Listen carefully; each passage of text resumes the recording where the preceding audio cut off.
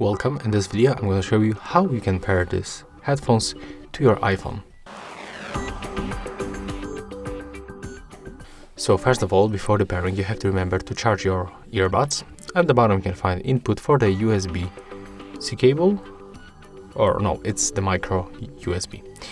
So when you charge them you have to open the case and then take them out of it. And when you take a look on the indicators, it's located right here.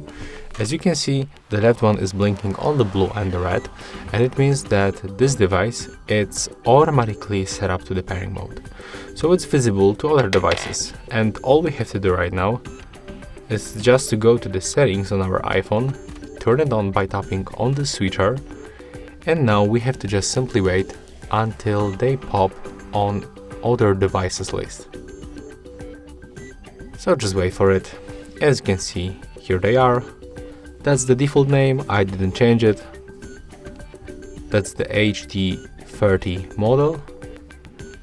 And as you can see, right now we are successfully connected. And that's how it looks. As you can see, it's very simple. If you find this helpful, remember to leave a like, comment and subscribe.